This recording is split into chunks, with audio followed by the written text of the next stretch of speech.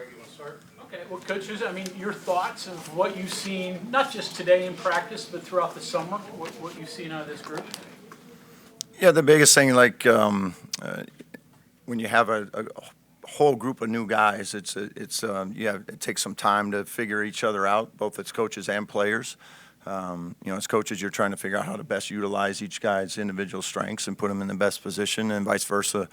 The players are trying to figure out what you want from them. So I felt like over the 6-7 weeks, we've made some strides. The biggest thing is just you got to learn how, as a group, how to win together, and that's the part that takes probably the longest time.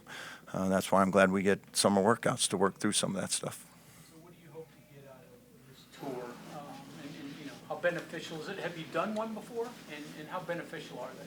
Yeah, I've been on several tours. They're a great opportunity, mostly from just a chance to go see the world. That's something a lot of these guys, myself included, may not ever get the chance to do, to go see places, like Italy, and but more importantly, just a chance to get to spend some time outside of basketball in a different type of perspective with one another, and that's what I love about the timing of this trip for us. Got a whole new group, whole new staff, so get to go spend 10, 11 days on a trip is certainly good timing for us to get to know one each other on a more personal level outside of basketball. We used to get a lot of value out of these, but it seems like now the way the practices are arranged and set up, it's not really the case anymore because everybody's practicing anyway, right?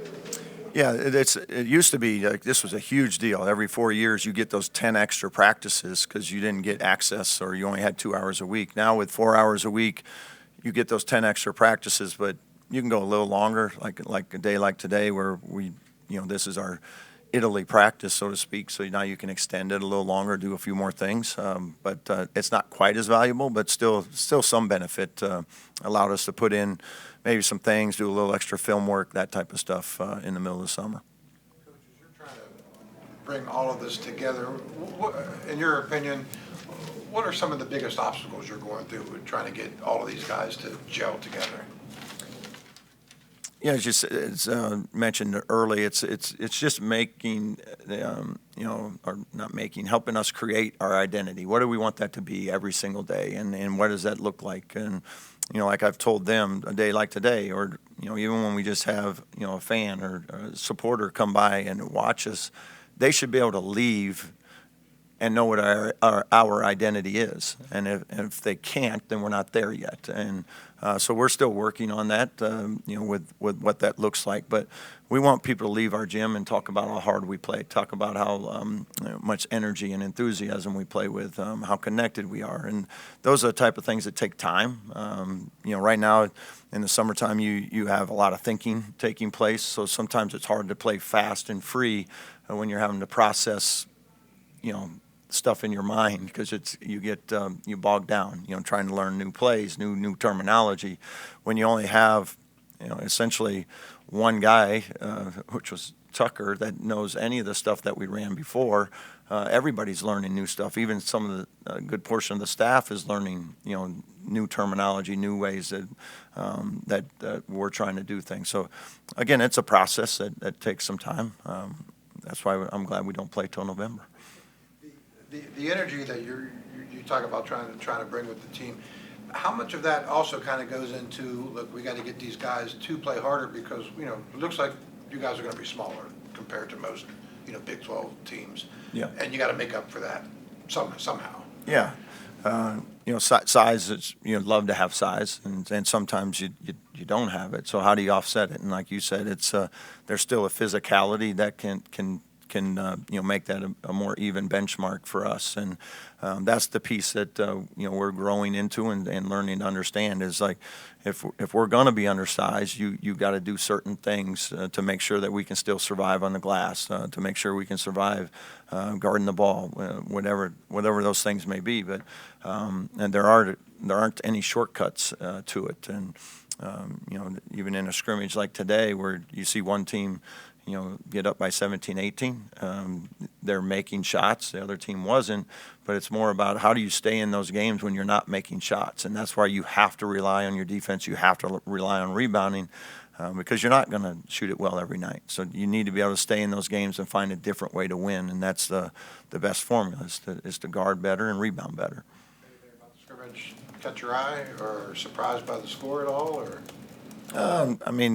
Not really. I mean, I think it's great for us. You get it on film. It's great teaching moments to why does one score look this way, why does the other score look the other way, and then you grow from that. And that's why these are fun to do in the summertime, because they don't get talked about quite as much in the paper the next day. So.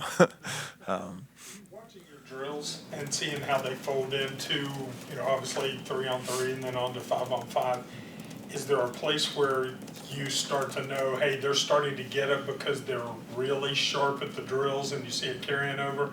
And obviously, at one point you emphasized, hey, we're not bringing that over to this 5-on-5 session. Yeah, and part of it, and it's nobody's fault. In summertime we don't do a ton of conditioning, so they're not in great shape.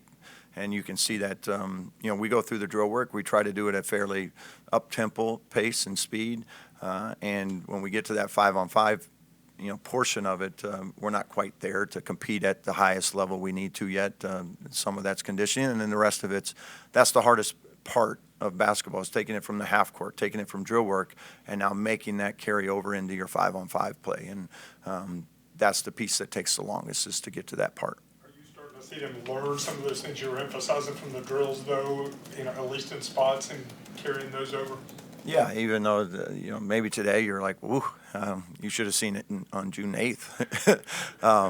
we have made strides, so it's coming. I like the way they work. I like the way they approach it.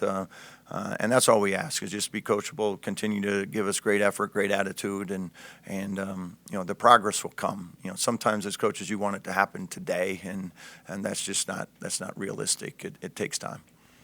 About identity, how does that get created? I mean, did they create their own identity? What's your role in that, and what is your perfect identity that you'd love to have your team have? Yeah, I think your identity is A, what do you talk about? What do you watch on film? And then what do you practice every single day? You can't say your identity is one thing and then it's not what you reinforce every single day. So again, I always put this on us as coaches of our identity should shine through, when somebody comes and watches us practice. Because if it doesn't, then we're not doing the right things to get them there. And that's our job, to make sure that when you come watch us play, we play incredibly hard, we play incredibly unselfish. They have a lot of enthusiasm with the game, and those are the things that we want to be about on an everyday basis. And it doesn't mean every day is going to go perfectly, but you just need to do those things consistently enough, and then the wins will follow. Have you had to coach effort? I think you have to always talk about effort and coach effort, because again, if that's your identity is effort, I think everybody plays fairly hard. It's just when you talk about trying to make an NCAA tournament or trying to play for a Big 12 championship, you're trying to be in that top 10%, of everybody in the country. So what separates you from what everybody else is doing? When everybody has their meetings in the summer, fall, whenever they have it, who wants to win a Big 12 championship? My guess is every single team raises their hand. It's what are you going to do to try to get yourself and separate yourself from everybody else? And so that's the piece of, like, when you're talking about effort, it's everybody's giving effort. How can you give just a little bit more than everybody else? Time frame for Joseph Yesufu, is anything different than what you thought? So far, he's right on schedule. We'll continue to, hopefully make progress there. I think he feels good about where he's at. I think when we come back from the Italy trip, we'll start to, our plan is to start to work him into some half-court stuff, some drill work, and then kind of take it from there. So, about the start of school, starting to get him back on the floor again. Will you mix and match your lineups in Italy? Mix and match your lineups? Yeah, in Italy, it'll be, we'll just throw different lineups there just to get a look at different things. Some guys will play more or less. We'll try to play the younger guys a little more just to get them some post-high school experience, I guess. and you never know what you're going to get over there. Sometimes you get a great game and really challenged, and sometimes you don't. So I just want us to, play together and play the way we want them to play every night. And I don't expect it to be great. You travel and do all that stuff. We're not doing a shoot around, no walkthrough, no, just go play. It's the way they like it. No scouting report, we even do that? How will you know? Yeah, they're going to have 5, we're going to have 5, and toss her up. So we'll figure out who can shoot it by halftime. I mean, how do you weigh, I guess, the final score result while you're over there versus just seeing progression? I mean, which of those, I guess, is more important to you? I think it's the progression. Again, I don't try to put a lot into it. I've been on several of these now, and some head coaches, they sit in the stands and watch during these games, and I always felt like it's good for, especially with a new group, like I need to be out there and coach them. But I think for the most part, it's try to get them just a little bit of a rhythm together, an identity of, how we want to play. But you take into account all the travel and all the stuff that goes with it. I don't have unrealistic expectations of what it's going to look like. I'd love for it to be a great game. I know last year we actually took our team to Spain when I was at Drake, and we got beat in our first game, and I think we were up 15 with like 10 minutes ago, and we played the young guys, and it was the greatest thing ever because they had to finish out a game. And whether we won or lost wasn't the point. The point is they were in a situation that they're going to see, and we got an opportunity to watch how they responded. And I'm hoping we get something like that again on this trip. Coach, with Powell and Tinner, it looks like you have a couple of freshmen there who, at the very least, aren't afraid to compete. I'm just kind of wondering, what have you seen in them, and as freshmen, have they surprised you? Yeah, I've really liked what they've done this summer. They've both been pleasantly surprising, as you said. A lot of times that adjustment can take longer. Some are faster, but I think they've done a great job of making that transition, and it takes a little bit of time, but you can see it each week. Each one of them makes some progress in some areas that maybe the week before they were struggling with. And I like both of them. I think they got great upside. I anticipate them, helping us throughout the year. As far as ball handlers, it looks like that's probably where you have the most depth, maybe. And is that, how much of a plus is that to have, maybe on the floor 2-3 ball handlers at one time sometimes? I think it's important to have ball handlers. It's important to know when you're not a ball handler too. The biggest thing in this league, in every league, is you got to be able to take care of the basketball, and whether that's making plays yourself or being able to, recognize some of your limitations to not get yourself in trouble. And I like this group, and for the most part, they take pretty good care of the basketball and make good decisions, and that's come a long ways from our first couple weeks in June. So I think there's some really good upside there with those pieces and that depth. Could you have like 2 or 3 different guys run the point in the game, or do you like to have that one guy? I don't know. No, I like to have multiple ball handlers, multiple decision makers. Outside of your set plays, a lot of what we do is you're having a lot of different guys touch and handle the ball, and I think that helps with their development because they're asked to do it every single day in practice.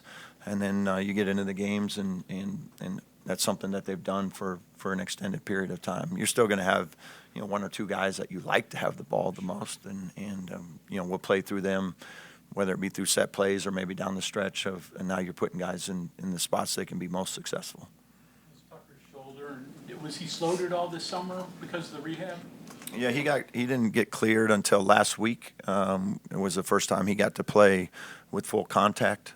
So it was almost 4 months that he wasn't allowed to do a whole lot of anything that had contact in it. And we're still being somewhat careful with it and picking and choosing some spots and some rebounding and drills and things like that. But I believe it was last Tuesday, he got full clearance for contact. When you see him, he took a shot or 2 on the shoulder today.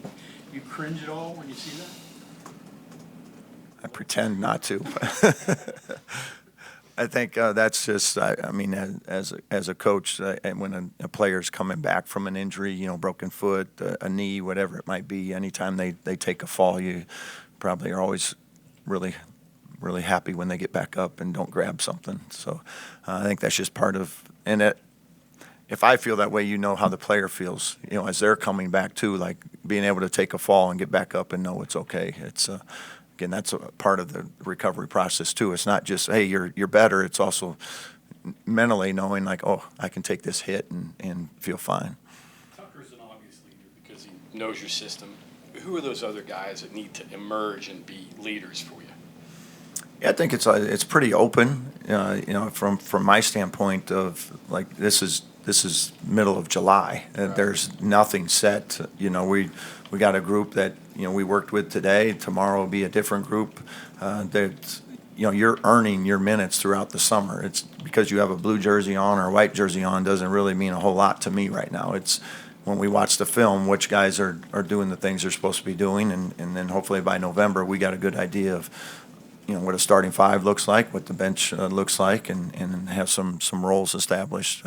But even with that, those roles aren't permanent either. You get satisfied and complacent, you change them. Our goal as a coaching staff is to make sure we got the best lineups out there, to help us win games. It seems like a guy like Akani, obviously, don't really know a whole lot about him, but it seems like he can be a versatile kind of player for you, and it seems like he's got maybe a little bit more muscle than maybe you would have originally thought. Do you see him as a guy who can kind of be like an X factor kind of player? Or? Yeah, I would love for Toby to emerge to be that guy that all right, you got him, and we can feel good about his ability to shut somebody down, and that's, as you mentioned, with his length. And his versatility and his athleticism, he can guard multiple positions. So it's not just, hey, you can only guard a 3. He can guard a 1, 2, 3, 4, switch onto a 5, have great length there. So I like what that could look like because he certainly has the tools to be that. Of the college guys that you brought in that had college experience, anyone stand out to you that maybe is a little bit better now that you've seen them in person versus what you saw on tape? I feel like Eduardo has made tremendous strides in the last 6 weeks. I thought his last 2 weeks, you can really see him doing some good things, and that's been critical as we've talked about. We are a little undersized, but he's the one guy that does have that length that you need and gives us some rim protection. But I like the production he's been giving us these last couple of weeks. He's certainly finding his way a little bit on both ends of the floor and getting more comfortable. How comfortable was he? He looked like he was fine, kind of handling the ball away from the basket, throwing some of those backdoor passes. How comfortable is he doing that, and how important is that in your offense? Yeah, we've told both of our bigs here in practice, I want you to take some chances. On game night, let's be a little more careful. But right now, I want them to see that they can throw it and complete it. So they're going to have to throw a couple away for us to get better at that, because such a big part of what we do is getting 5 guys and getting that paint lifted, getting some backdoor opportunities, creating some driving lanes. And the more that they can, put pressure on people to have protect back cuts and stuff, it's going to open up shooters and things like that. So for right now, that's a big piece of our offense, is those two being confident and comfortable making those type of plays and passes, because we do a lot through them. We like to go through them with some of our pressure release stuff, which in this league, it eliminates some of the traps and things, because now they have a live dribble. So you can eliminate some of the double teams and things that maybe a ball screen offense would bring. So the more comfortable they can get there, the better offense will be. I'm kind of curious, looking at Offrey, obviously you can tell he's kind of put on some muscle, put on some weight from last year. Where is your philosophy ride in strength training? Some coaches will be end-all be-all, is get them as big and strong as possible. Other coaches might look for something else. Where are you with weightlifting and strength training? Yeah, I'm more in like a functional movement strength training. So I don't need linebackers. I want them to be strong, but I also want them to be able to move, be quick, be agile. Strength is important, but the fight's probably more important. you know, so, but I think overall, just making sure that when they, you know, when we get into game day, that they feel good and confident and in how their body feels and able to go out and perform in that way. You go to the football team. Yeah, they got some good ones over there too. Any chance of addition before, in the month before the semester starts? Yeah, we're still very much actively recruiting. There's you know, some multiple players that we're still, you know, trying to recruit and get them here by the start of school. Anything else for Coach? Coach, thank you. Yep, thank you, everyone.